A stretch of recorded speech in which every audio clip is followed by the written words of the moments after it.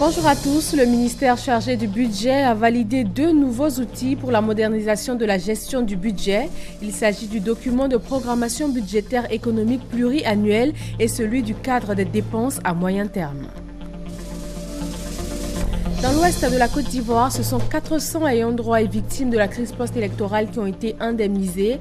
Le programme national de cohésion sociale à la tête de l'opération invite toutes les autres victimes à s'inscrire sur les listes ouvertes à leur intention. Au moins 30 morts et 126 blessés lors d'une double explosion en plein centre d'Ankara, la capitale turque. L'attentat intervient pendant une manifestation pacifique pour la paix. Elle n'a pas été revendiquée. Samedi 10 octobre, merci d'être avec nous pour ce nouveau 13h sur RTI 1. La société civile entend jouer sa partition pour un scrutin apaisé. Plusieurs organisations se sont réunies en plateforme. Femmes et jeunes ont décidé de jouer un rôle d'observateur avant, pendant et après le vote. Alexis Ouedraogo. Une élection présidentielle 2015 apaisée. C'est la vision de plusieurs organisations de la société civile ivoirienne bénéficiant de l'accompagnement technique de l'Institut Gorée. Elles se sont réunies au sein d'une plateforme. Objectif, travailler à une synergie efficace des initiatives de paix durant cette période. Il s'agira le jour J du vote de pouvoir mettre en place une structure de veille, donc un quartier général, un dispositif d'alerte précoce et de réponse rapide avec le déploiement de 500 M-observateurs. Parce que ce sera des observateurs qui sont mobiles, avec des téléphones mobiles, via le net, qu'on puisse faire des remontées systématiques d'informations. Les femmes et les jeunes entendent appuyer cette vision. Quand on se souvient de ce qui s'est passé déjà dans les années antérieures, nous voulons anticiper à partir donc de nos différentes synergies pour mettre en place une structure de veille, voilà, pour anticiper et prévenir donc d'éventuels conflits. Nous allons mettre en place un espace et nous allons recevoir tous les candidats. Nous allons recevoir également les différents acteurs politiques, c'est-à-dire les différents leaders. Et dès qu'il y a un problème, chacun aura à intervenir pour appeler ceux qui créent problème pour que nous puissions vraiment aller à la paix réelle et à des élections inclusives, apaisées et surtout transparentes, et qu'au soir des élections, que tous les Ivoiriens applaudissent celui qui aura gagné les élections. Un protocole d'entente a été signé par toutes les organisations membres de l'initiative en vue d'une action concertée, efficace sur le terrain. Le préfet du département de Sassandra est en tournée pour sensibiliser les populations de sa circonscription. Il les a exhortés à œuvrer pour des élections sans violence et à prendre part au scrutin dans le calme et la discipline. Thérèse Yoboué. La sous-préfecture de Sago, dans le Gaudier Est, était la première étape de la grande tournée de sensibilisation du préfet de la région du Boclé dans plusieurs localités. Toutes les communautés vivant dans cette sous-préfecture ont réservé un accueil chaleureux au préfet Ernest Boni et à sa délégation. Ces populations ont pris l'engagement d'œuvrer pour des élections apaisées, car elles restent convaincues que le succès de l'élection d'octobre 2015 va sortir Sago de son sous-développement. Étant garant des us et coutumes de mon terroir, au nom de tous mes pères, nous voulons des élections apaisées. Le préfet Ernest Kofi Boni a tenu à encourager les populations à maintenir cette flamme de paix jusqu'aux différentes élections à venir. Je fais une tournée de sensibilisation pour les élections apaisées. Je voudrais que dans la région du Boclé, que nous soyons l'exemple des uns et des autres régions. Au cours de cette rencontre, le préfet de la région du Boclé a baptisé l'association des commerçantes de Sago qui regroupe les femmes de toutes les ethnies, de toutes les religions et de tous les partis politiques. La Fondation des artistes africains s'engage pour une campagne des élections avec zéro violence. Les artistes membres de la Fondation ont initié une marche pour rappeler à un climat apaisé pour la période électorale. Serge Collier. Les artistes ivoiriens, membres de la FA, la Fondation des artistes africains, en caravane pour une période électorale sans violence. Premier acte majeur pour marquer cette volonté, une marche pacifique de la cathédrale Saint-Paul du Plateau à la place de la République. Ils ont exprimé leur volonté de voir les élections se dérouler dans un climat apaisée. Ces artistes entendent ainsi interpeller les acteurs politiques et les électeurs. Adopter un comportement citoyen durant cette période, tenir un discours rassembleur, prôner la paix, éviter les affrontements inutiles entre partisans des différents protagonistes et surtout avoir un esprit fair-play. Telles sont les recommandations du président de la Fondation des artistes africains. Nous interpellons les autorités de faire prévaloir cet esprit de fraternité qui a toujours caractérisé la Côte d'Ivoire. Nous ne souhaitons pas qu'il y ait une goutte de sang qui verse dans cette nation. La caravane de la Fondation des artistes africains pour des élections apaisées bénéficie du soutien du ministre de la Culture et de la Francophonie, Maurice Kwaku Bandama, et du ministre délégué auprès du président de la République chargé de la promotion de la jeunesse et de l'emploi des jeunes, Sidi Touré. La caravane pour une campagne et des élections sans violence va se dérouler dans toutes les communes d'Abidjan et à l'intérieur du pays. Journée de prière des fidèles de l'Église catholique franco-anglophone de Côte d'Ivoire. À l'occasion de l'inauguration de leur chapelle, ils ont prié pour des élections apaisées. Parga se reconnaît. À quelques jours de l'élection présidentielle ivoirienne, de nombreuses communautés religieuses multiplient prières et adorations. Objectif, prier pour le bon déroulement du scrutin d'octobre. C'est le cas de l'Église catholique franco-anglophone de Côte d'Ivoire. Les fidèles de cette église, à l'occasion de l'inauguration de leur chapelle, située dans la commune de Marcory, ont exhorté les populations ivoiriennes à faire preuve de responsabilité avant, pendant et après l'élection du président de la République. Une initiative soutenue par le curé de cette paroisse. Il faut, selon lui, louer Dieu pour qu'à la fin de cette élection, les Ivoiriens sortent à jamais unis et réconciliés. La collaboration entre les fidèles francophones et anglophones de cette église catholique est un exemple et un symbole de solidarité et d'union. Prières, chants et danses ont meublé cette cérémonie d'inauguration de la chapelle catholique franco-anglophone de Marcory.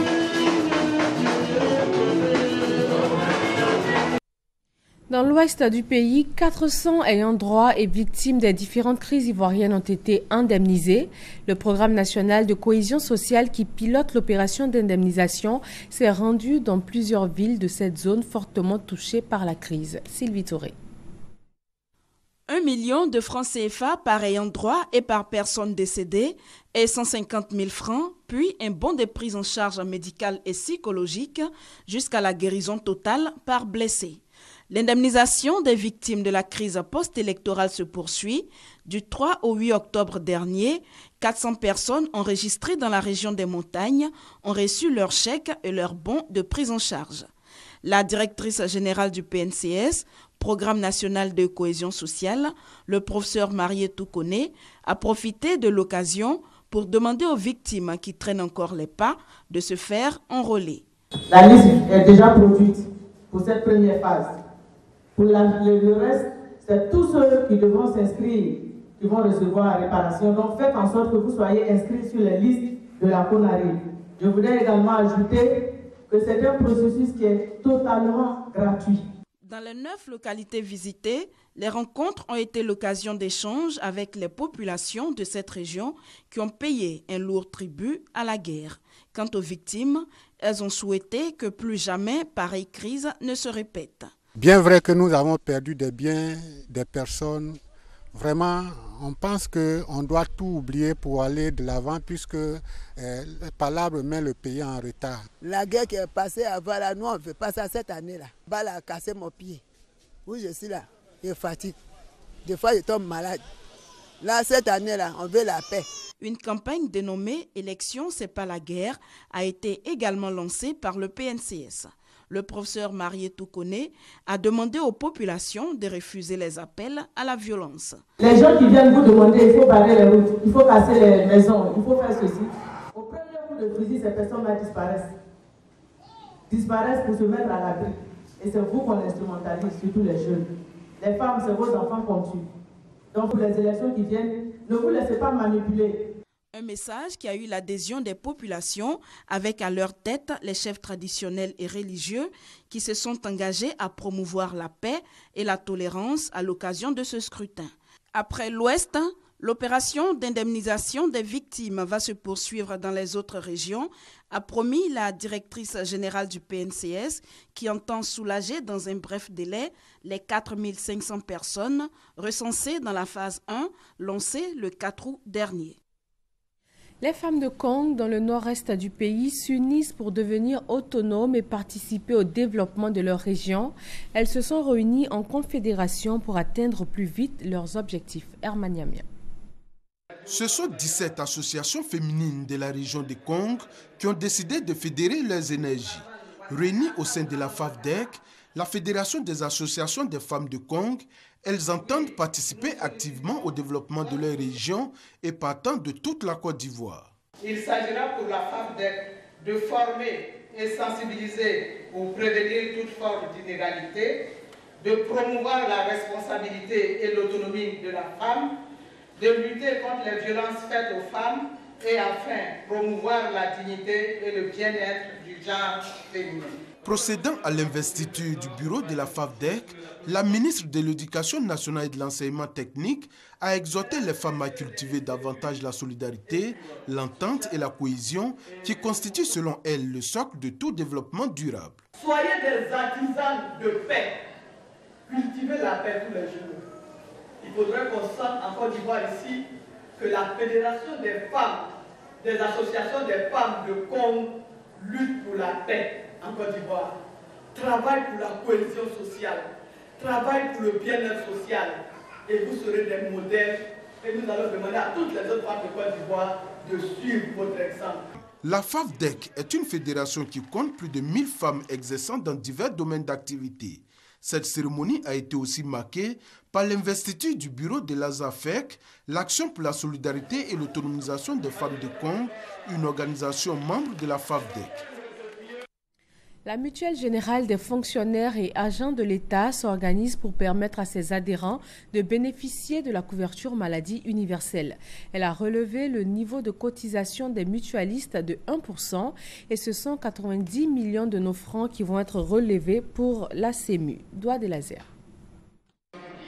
4% du salaire de base au lieu de 3% comme par le passé. La cotisation mensuelle des fonctionnaires augmente de 1%.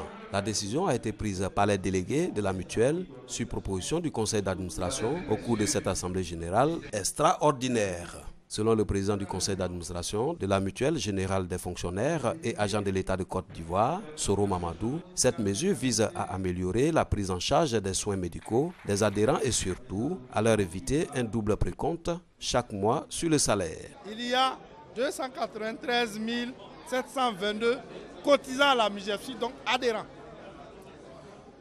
Eux, leurs époux ou leurs épouses et leurs enfants qui sont les ayants droit font une grande famille de 872 000 personnes protégées.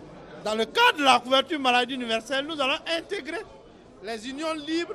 C'est ce qui amène donc le chiffre à 900 000 personnes qui seront couvertes et protégées par la MUJEFSI. Les 4% seront prélevés pour pouvoir assurer une complémentaire qui va garantir tout au moins le même niveau de couverture qu'actuellement à l'ensemble des adhérents de la MUJEFSI. C'est lié à l'arrimage de la CMU. Ainsi donc, la question de la double cotisation se trouve résolue. 900 millions de francs CFA seront reversés pour le compte de la couverture maladie universelle comme cotisation des 900 000 mutualistes de la MUJEFSI, ce qui permettra aux adhérents et aux ayants droit de bénéficier à la fois de la couverture maladie universelle et des prestations de la mutuelle. Le conseil régional du Bunkani offre une ambulance au village de Kotouba dans la sous-préfecture de Nassian. Elle va faciliter en cas de besoin les évacuations sur Nassian ou Bandoukou. Mamadou Kwasi. Une ambulance médicalisée toute neuve au centre de santé rural de Kotouba dans la sous-préfecture de Nassian. Un don du conseil régional du Bunkani qui vient soulager ces populations qui transportaient leurs malades et blessés graves à vélo et à moto. D'où cette expression de joie des peuples lobbyés Koulongo de cette circonscription.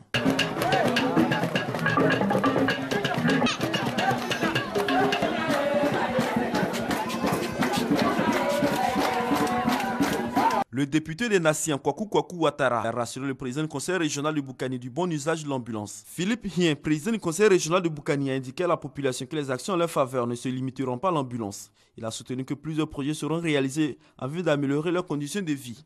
Pour Philippe Hien, ces actions seront essentiellement le reprofilage lourd de toutes les routes de la région, la construction de l'équipement des centres de santé, des écoles primaires et des collèges de proximité. Le sous-préfet et les responsables sanitaires des nations ont invité les populations, surtout les femmes enceintes, à fréquenter la maternité pour leur santé et celle de leur bébé. Sécurité au sein du fleuve Mano. Des unités ont été installées depuis 2013 avec pour mission le renforcement de la confiance entre les populations des zones frontalières. Elles ont été remobilisées par le ministère de l'intégration africaine et des Ivoiriens de l'extérieur. Le ministre chargé du budget valide 2 nouveaux outils pour la modernisation de la gestion du budget. Il s'agit du document de programmation budgétaire économique pluriannuel et celui du cadre des dépenses à moyen terme. Armand Bowie et Noël Niagno. Le DPBEP, document de programmation budgétaire économique pluriannuel 2016-2018, et le CDMT, cadre de dépenses à moyen terme. 2 documents d'importante stratégie dans l'élaboration du budget de l'État. Ce sont des outils de projection triennale sur un horizon de 3 ans qui préfigurent la préparation du budget de l'État. Les 10 documents élaborés dans l'esprit des réformes engagées par le gouvernement constituent des innovations majeures. En termes d'innovation, il faut signaler que nous passons maintenant dans ce qu'on appelle le budget pluriannuel. Jusqu'ici, le budget était préparé et strictement dans le cadre annuel. Maintenant, nous allons dans une phase où, dans la modernisation de la préparation du budget, il est demandé que le budget puisse anticiper déjà toutes les conséquences des actions qui ont été prévues en année N. Finalité de ces réformes, elles visent à améliorer la gouvernance et inscrivent la transparence dans la gestion des finances publiques. Au-delà, elles constituent une stratégie pour atteindre l'émergence en 2020. 11e édition du Salon international des TIC, Africa Telecom People. C'est une plateforme qui offre des opportunités de promotion des technologies et des expertises en matière de commerce électronique. Il s'agit là de promouvoir les approches les plus innovantes pour le développement du e-commerce. Lanciné Bakayoko et Noël Niagno. Payer ses factures d'électricité, d'eau, de télé satellitaire avec son téléphone devient une habitude de consommation. A contrario, le paiement via Internet ne reflète pas le potentiel des activités économiques de l'Afrique. Sur le continent, les entreprises de vente en ligne affichent toutes quasiment des bilans négatifs. Le modèle économique n'est pas encore viable. À côté de ça, il y a de gros soucis. Nos populations ne sont pas encore prêtes à faire des achats sur le net, puisqu'il y a une habitude culturelle qui consiste à toucher le bien, à négocier avant de le faire. Malgré cet environnement global peu encourageant, la Côte d'Ivoire réalise de bien meilleurs résultats. À ce jour, le pays compte 21 millions d'abonnés au cellulaire, 5 millions d'utilisateurs du paiement mobile et 8 milliards de francs CFA de transactions commerciales quotidiennes. En dépit de ces belles performances, beaucoup de défis restent à relever. C'est la cybercriminalité résiduelle, l'accès à l'équipement terminal, le règlement des litiges, les problèmes de localisation des acteurs, donc d'adressage des rues. Face à ces enjeux, les populations et le secteur privé se mobilisent pour le développement du e-commerce. Preuve de cet engouement, les stands pris d'assaut par les visiteurs. La radiodiffusion télévision ivoirienne RTI prend part à cette campagne d'exhibition et elle ne manque pas d'arguments. Cette année, le Forum Africa Telecom People, c'est 700 invités et 5000 visiteurs.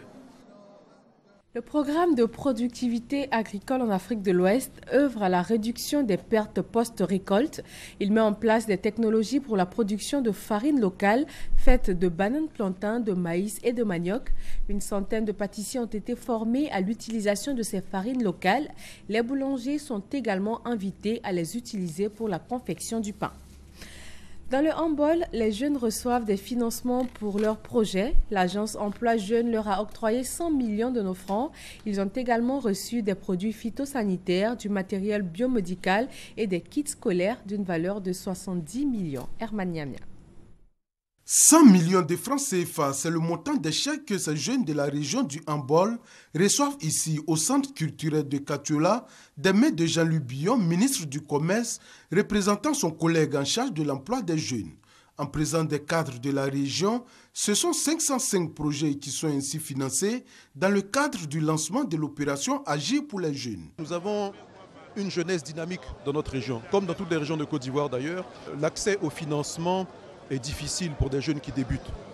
De l'agence emploi jeunes est remarquable et va permettre à des jeunes d'avoir des petits moyens pour commencer des projets et voir ces projets grandir demain.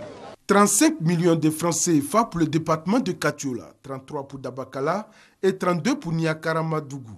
Un apport du gouvernement ivoirien à l'essor de la région du Hambol. Les sociétés d'eau et d'assainissement bénéficient désormais d'une plateforme de gestion et de partage de connaissances pour une meilleure synergie d'action sur leur terrain. L'initiative est de l'Association africaine de l'eau en partenariat avec l'USAID. Reportage. L'eau et l'assainissement, deux secteurs au rang des priorités des États africains. Voilà qui justifie les nombreuses actions entreprises en vue de favoriser l'accès à l'eau potable et à des conditions de vie agréables des populations. Des actions que l'Association africaine de l'eau a désormais décidé de cataloguer sur une plateforme numérique. Ce, pour une meilleure information des acteurs intervenant dans ces secteurs. L'objectif principal du programme, c'est de promouvoir de façon durable l'accès à l'eau potable, à l'hygiène et à l'assainissement.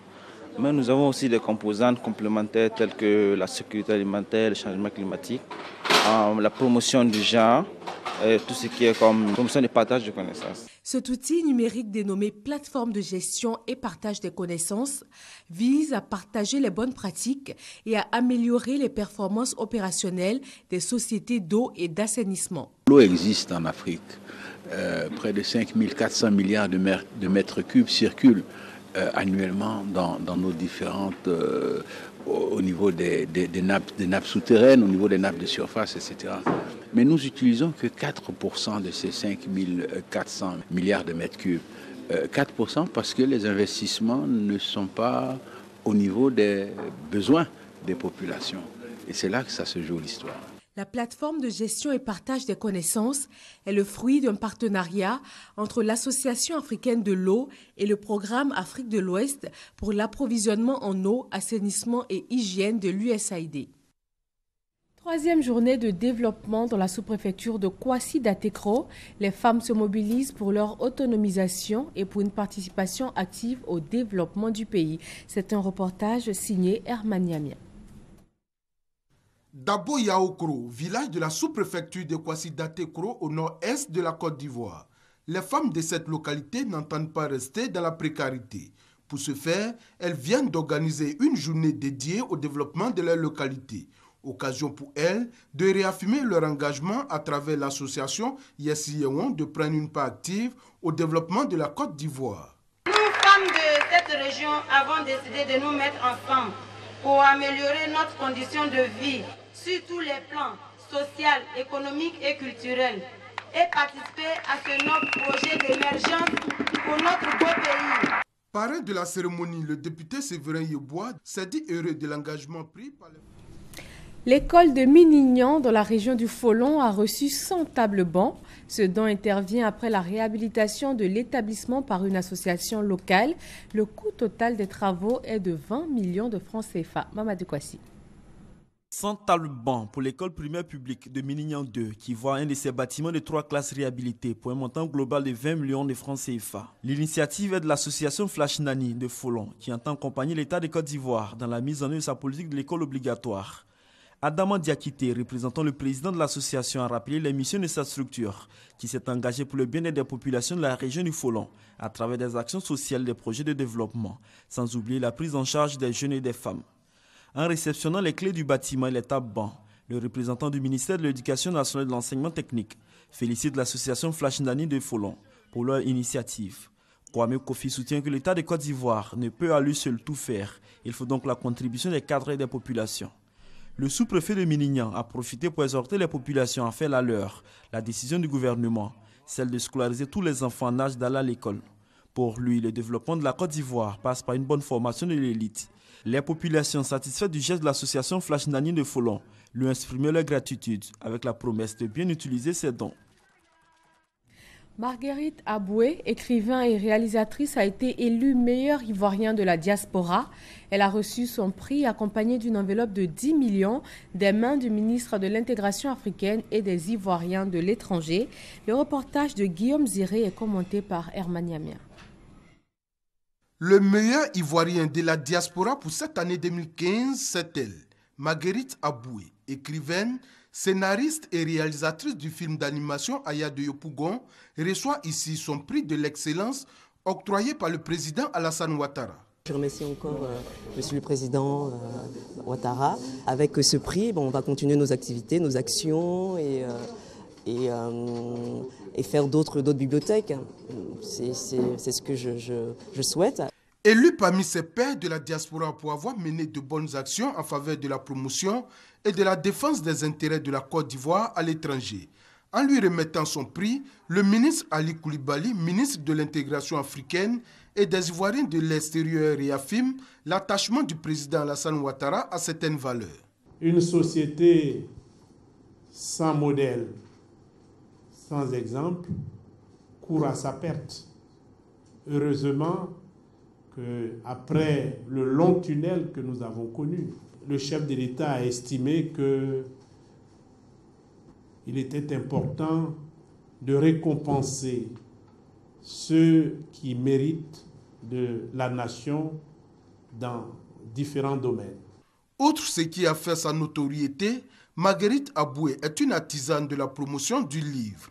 Initiatrice des livres pour tous, elle est propriétaire de 2 bibliothèques où plus de 1500 enfants sont inscrits. Ce prix est celui qu'elle devait recevoir le 6 août dernier des mains du président Alassane Ouattara. 3 ministères s'unissent pour la promotion de la culture et du tourisme ivoirien. Ils ont lancé le projet de création du pôle de développement culturel et touristique de Kong. Ce projet, financé par le Programme national de développement, vise à doter la ville de Kong d'infrastructures culturelles et touristiques. Le reportage de Soro Corona et Kwadio Kwame. À l'instar des villes culturelles et touristiques de Marrakech au Maroc, l'État de Côte d'Ivoire veut faire de Kong l'une des plates tournantes de la culture et du tourisme du pays. Les ministères de la culture, de la francophonie, du tourisme et celui de l'environnement, de la salubrité urbaine et du développement durable ont présenté le projet de création de pôle de développement culturel et touristique de Kong. Inscrit au programme national de développement à hauteur de 50 milliards de francs CFA, ce projet vise à doter la ville historique de Kong de toutes les infrastructures culturelles et touristiques. Devant le conseil municipal et les populations, le ministre de la Culture et de la Francophonie, Bandama Kwaku Maurice, a présenté le projet sur tous ses aspects économiques, culturels, social et environnemental. Kong était au sud ce que Tombouctou était au nord, c'est-à-dire une ville culturelle, une ville d'échange, une ville de carrefour. L'État de Côte d'Ivoire a décidé d'asseoir à Kong un pôle de développement touristique et culturel en raison de la richesse de sa nature et de sa culture. Ce projet prévoit la construction d'un centre culturel, des structures d'hébergement, de musées, de bibliothèques, de salles de cinéma et de centres de formation sur les métiers du 7e art. Ces édifices vont garder l'architecture culturelle et patrimoniale de l'ancienne ville de Kong.